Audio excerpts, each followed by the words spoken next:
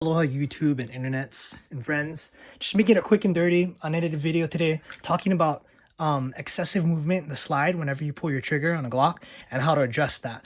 Before you start, you can see that everything's cleared out. This firearm is safe. But what I'm getting at here as far as the issue goes is this. If you see when I pull my trigger with my Glock, I have a lot of movement in the slide. And with Glocks, a little bit of movement is normal, but anything this excessive is definitely something not really working out the way it should.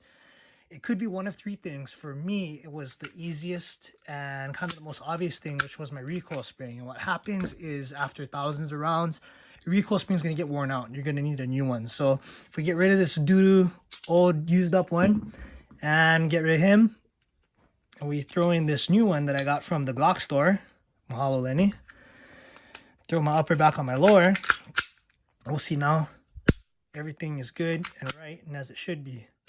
If it's not that, it could be one of two other things, which are a little bit deeper in your firearm.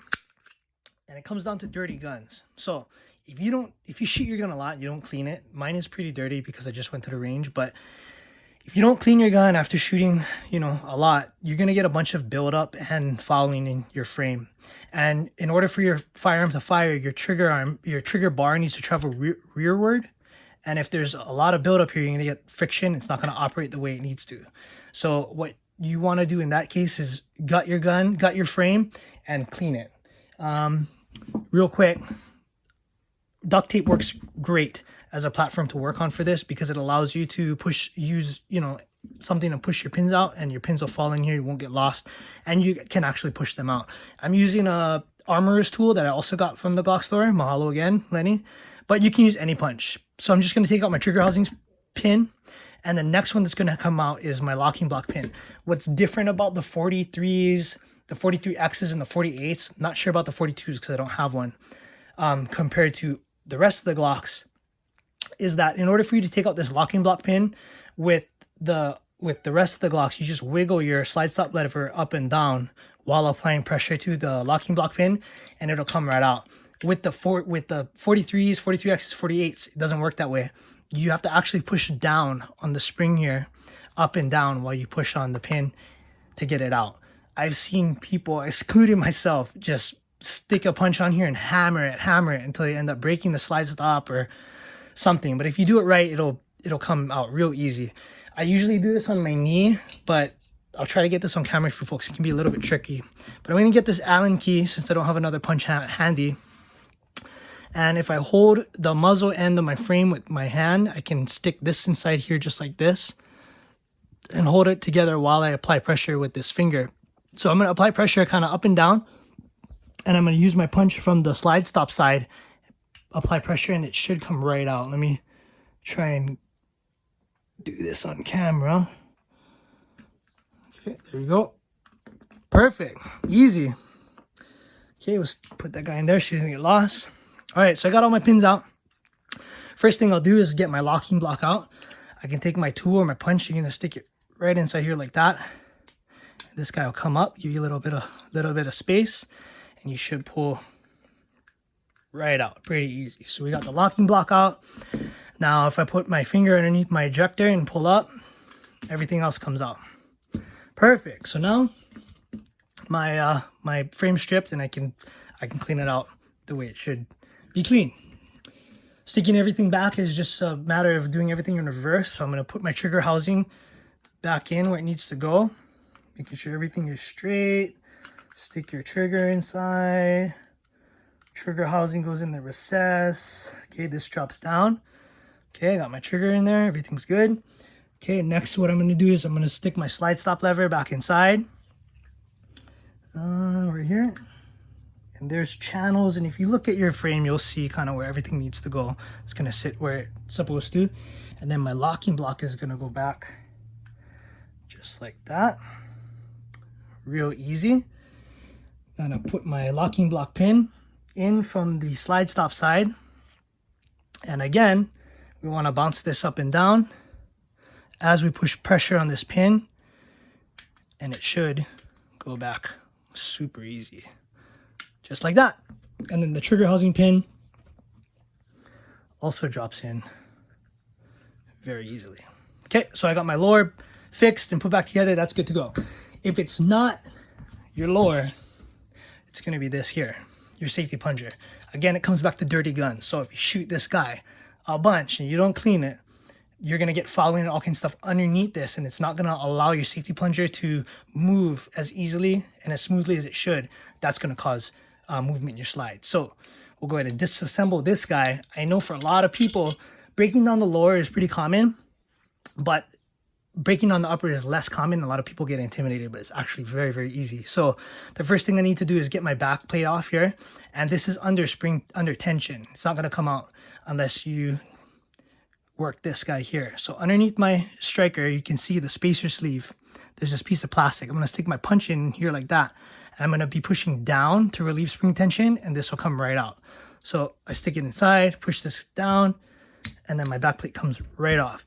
There's one spring in here, but I've never had it shoot out on me, but just keep your thumb on here just in case. So my back plate's here, stick them in right there.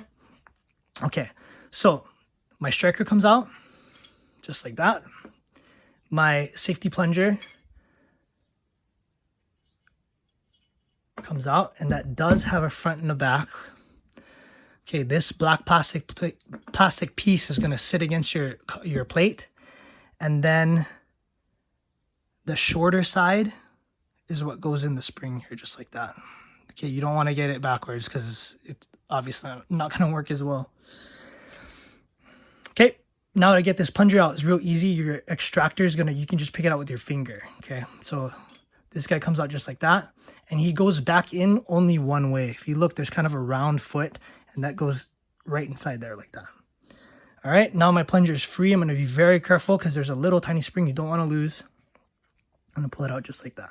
Okay, got all my pieces, and this is the space that I'm talking about here. So you want to make sure this is nice and clean. So you got everything broken down, everything stripped. You'll go ahead and clean this off like you should, and then we'll reassemble. So we're just going to go backwards here. If you notice, the safety plunger has two sides, a flat side and a round side. This flat side is going to go against the side of your slide. So making sure that you're not going to lose your spring, stick it right there. Okay, you can see the flat side is against the side of the slide. You kind of jiggle it around to get it to drop in.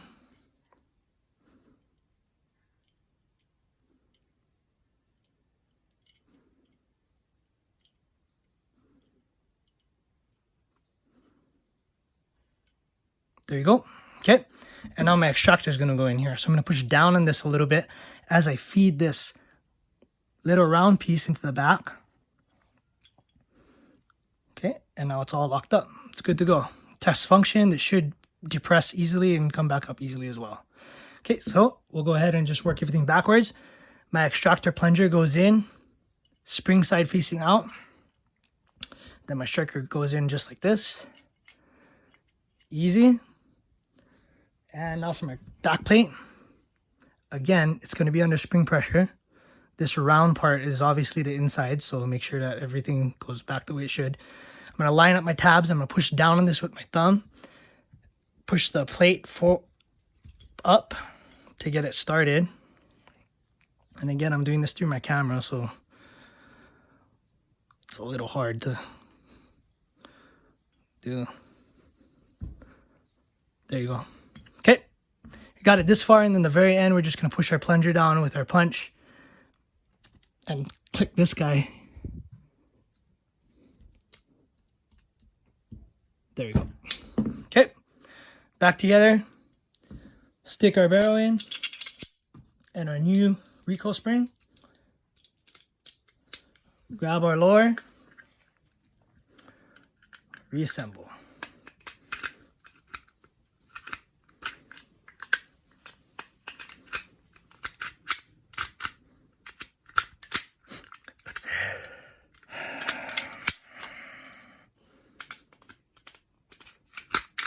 There you go. Okay. Side works. Trigger works. Reset's good. All right. So I hope that helps anybody that has any type of issues with their slide. When it first started happening to me, I didn't freak out because I knew that it was something that I could fix, but it might catch you off guard, and I hope this helps you folks. So hope you guys have a great week.